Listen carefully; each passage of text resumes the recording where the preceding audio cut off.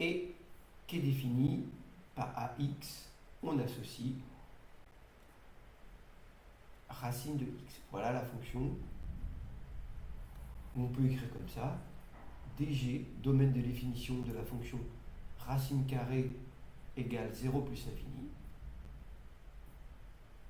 Et quel que soit x appartenant à DG, g de x égale racine carrée de x. Voilà une autre façon de l'écrire. Donc vous voyez, il y a deux façons de l'écrire. Soit on écrit cette forme, soit on écrit cette forme. Bien sûr, cette forme est la plus classique. Hein. On est d'accord. Je vais bien faire mon infini. Voilà, je finis la boucle. Alors maintenant, je vais exprimer le taux d'accroissement. Donc déjà, par définition, je prends soit A et B, réel positif. Bon, je mets au pluriel parce qu'ils sont tous les deux réels positifs, tel que B différent de A. Donc si j'écris ça, eh bien le taux d'accroissement, c'est G de B moins G de A sur B moins A, bien sûr, alors bien sûr là je peux l'écrire, puisque, bon, je vais dire que tel que B est différent de A, puisque c'est fait. Donc ça va nous faire taux égale racine de B moins racine de A, puisque G de A c'est racine de A, G de B, racine de B, sur B moins A. Et là je vais poser B égale A plus H, et donc taux va être égal à racine de A plus H moins racine de A sur H, puisque B moins A, il est logique que B moins A fasse un B moins A donne H. Donc maintenant que j'ai ça, je vais mettre un petit trait pour séparer. Voilà. Alors, oui, j'ai encore touché le petit bouton. Désolé. Avec ma main gauche. Alors, donc on a ici, je vais tout de suite penser à l'expression conjuguée. Dès qu'on a une racine, on pense à l'expression conjuguée. Puis une racine avec une différence. Donc on a racine de B moins racine de A, ou racine de A plus H moins racine de A. Et pourquoi on pense à ça? Puisque c'est beaucoup plus facile après pour éliminer, en utilisant la subtilité qui est très, très utile de l'identité remarquable. Donc je vais poser taux égal racine de A plus H moins racine de A, le tout facteur de racine de A plus H plus racine de A. Et là on reconnaît l'identité remarquable A moins B, facteur de A plus B, ou X moins Y, facteur de X plus Y. Et donc ici j'ai H, facteur de racine de A plus H plus racine de A. Et donc l'expression va être plus simple quand on va l'écrire comme ça, puisque taux va être égal à racine de A plus H au carré, X moins Y au carré, moins racine de A au carré, sur le dénominateur qui ne bouge pas, H, facteur de racine de A plus H,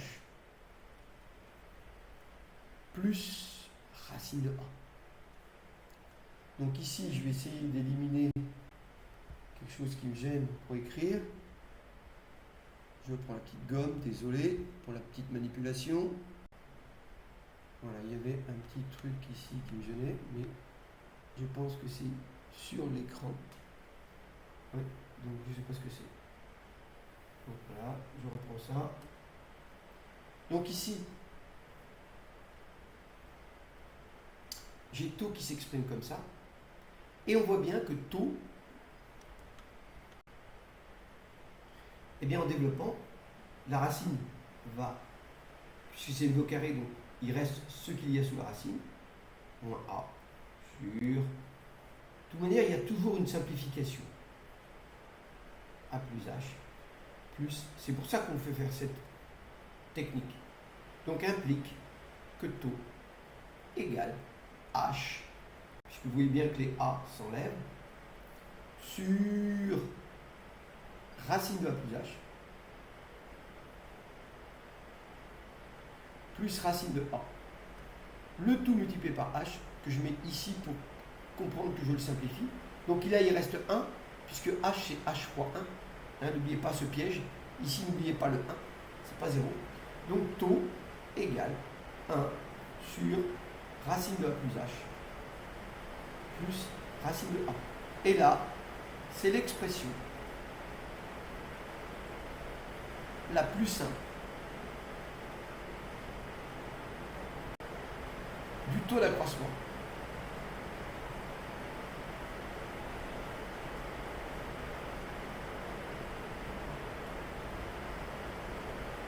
taux, si A est strictement positif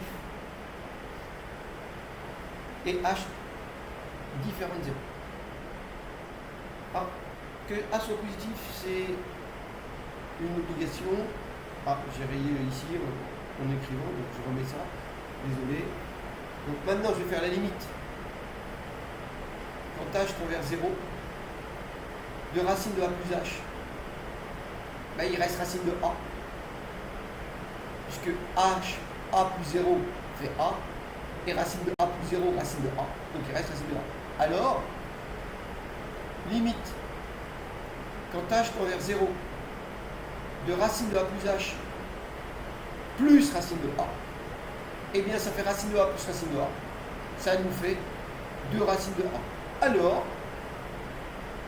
limite, quand H tend vers 0, puisque le taux c'est 1 sur ça, de taux égale 1 sur 2 racines de A, bien sûr, A étant devant être strictement positif puisqu'on divise par racine de A, et si A égale 0, ça fait racine de 0 qui fait 0.